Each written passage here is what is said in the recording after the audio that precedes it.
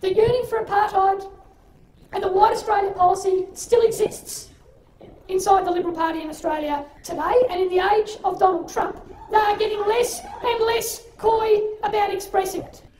Meet Australian Greens Senator Nick McKim, the latest regressive leftist to make an utter fool of himself in Parliament and the wider media. He made these statements in response to Immigration Minister Peter Dutton's call to accept white South African farmers as refugees. This video isn't about the atrocities going on in South Africa. It's to point out McKim's horrendous racism regarding them. White farmers are under constant threat due to their race. McKim dismisses the racist violence offhand, so right away we know what kind of person he truly is. He followed up his statements to Parliament by doubling down in an interview on Sky News. I'll link to the full interview in the description, but it's exactly what you'd expect. To summarise. Oh my god, Peter Dutton is like totes racist and like vote for me because I'm like totally virtuous and stuff. To make matters worse, he's since posted a long justification on Facebook. It's so full of rubbish, it needed to be responded to.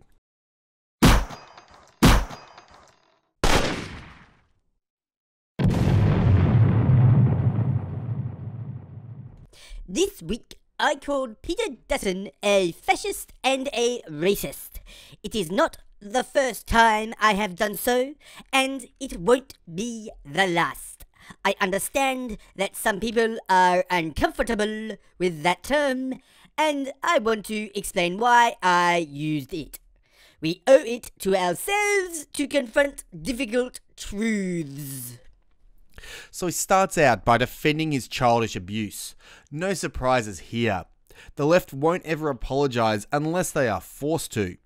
Not once in his statement does he define fascism correctly and use evidence to back up his claims against Dutton, so I'll make this easy. This is the definition of fascism. It's a political philosophy, movement or regime that exalts nation and often race above the individual, and that it stands for a centralised autocratic government headed by a dictatorial leader, severe economic and social regimentation, and forcible suppression of opposition. Funny, because that sounds exactly like the Greens party platform. I even did a video on whether or not the Greens were communist, which in practice is almost indistinguishable from fascism. As for racism, that's the hatred of somebody based on their race.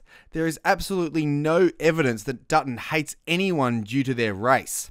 Yes, he's called out Melbourne's African gang problem, a problem the left tried to deny despite Africans being many times more likely to commit crime.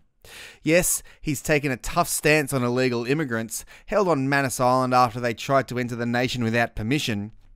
And yes, he's now called for white South African farmers to be taken in as refugees, people who are being brutalised and persecuted for the colour of their skin, all while the South African government seeks to steal their land for the same reason. Yet, none of these are evidence of racism. None are evidence of hatred of people based on the colour of their skin. But let's not let pesky things like facts, evidence and reason get in the way of smearing a political opponent, shall we? He continues. The first time I called Peter Dutton a fascist was when I was on Manus Island last year. Ah, the memoirs of the left. They should all write a book and call it The First Time I Made an Utter Dick of Myself. Moving on. I have just visited the Lomburn Detention Centre where Dutton ordered food, drinking water, electricity and access to medication cut off for over 600 men in an effort to force them out. This was a cruel abandonment of his duty of care for innocent people who had suffered massive physical and psychological harm at his hands. Funny how he ignores the fact that it was the PNG government who cut them off and not Dutton. He also conveniently ignores the fact that they were offered alternate accommodation. But again, who needs evidence and reason when you're smearing someone? People have been murdered, attacked with machetes and fired on with shotguns and semi-automatic, super bad assault rifle bad weapons. Most of these men are still on Manus Island, still suffering because of Dutton's cruel indifference. Ah, yes, it's all Dutton's fault. It's not like they tried to enter Australia illegally or anything, got sent to detention, then refused to leave the detention centre when ordered to. Those poor, innocent criminals who broke the law. Why hold them to account for their actions? Everyone knows Dutton is God who controls all, or something or other. What a flog. Really, truly. In 2008, Peter Dutton boycotted the apology to the stolen generation. You mean the myth that Aboriginal children were taken from their homes based on a policy to remove them from families because of their race that no court can find any evidence for, and in fact was simply taking children from abusive homes in order to save them? The same myth that now prevents authorities from removing children from the same abuse for fear of seeming racist? Yeah, how could he boycott a fake apology for a fake issue that's now leaving children to live with abuse because the left want to shove their faux morality down our throats? What a horrible person. Looks like you're a racist too, Matty. Moving on. In 2015, he was caught on camera making a racist joke about Cape York time and then mocking the people of the Pacific who would be inundated by rising sea waters. Just excuse me for 1 second.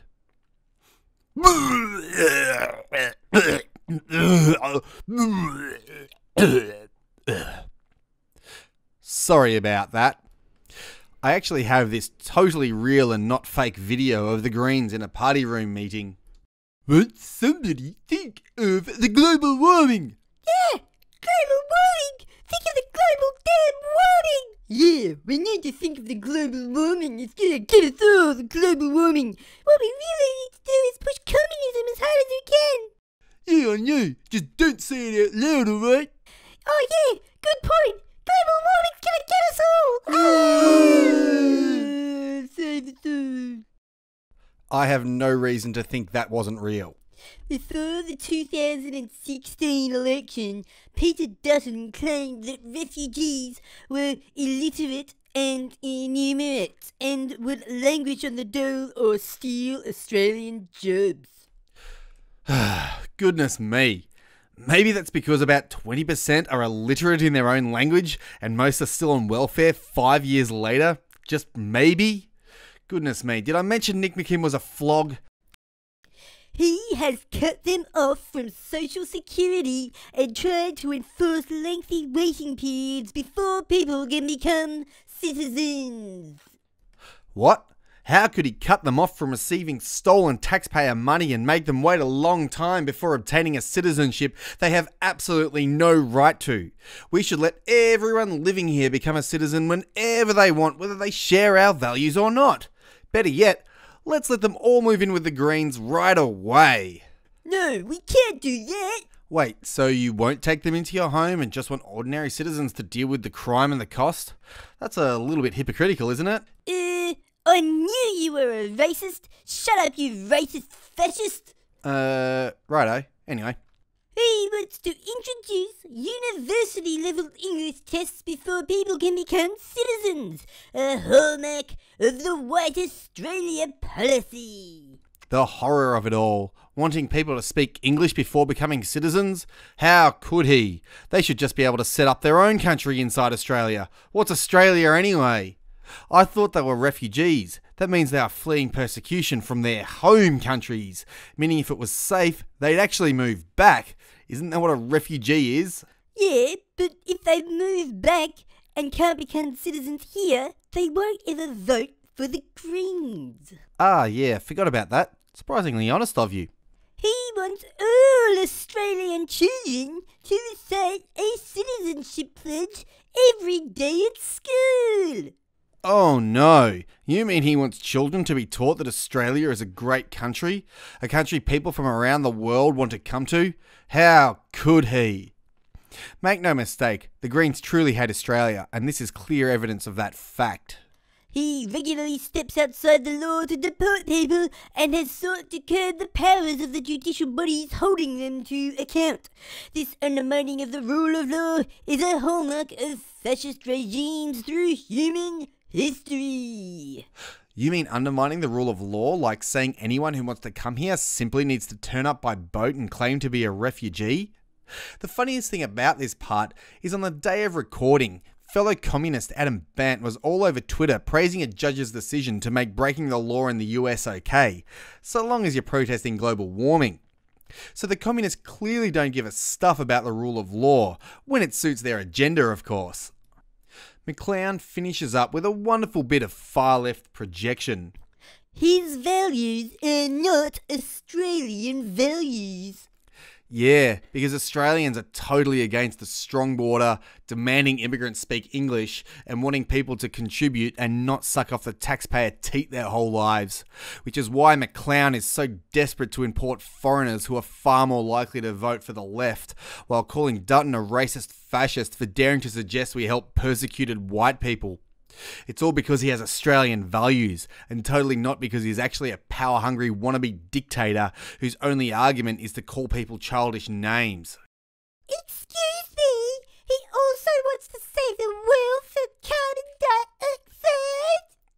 You mean carbon dioxide, the trace gas animals exhale that trees used to breathe and in turn create oxygen? The same CO2 that was already at near dangerously low levels that life on the planet literally needs in order to survive? The same gas you now want to stop by pushing pointless policies that will drive up the cost of energy and hurt the poorest people most of all? All while you import third world migrants who don't even speak our language and call anyone who doesn't like it a racist fascist. Fascist!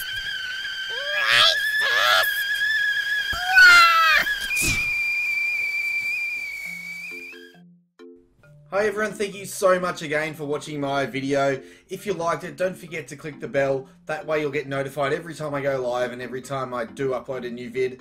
You do need to do that, otherwise you won't get notified at all in most instances. Leave a comment, leave a like. All my other social media is actually linked in the description, so go check that out. And I'll see you when I see ya.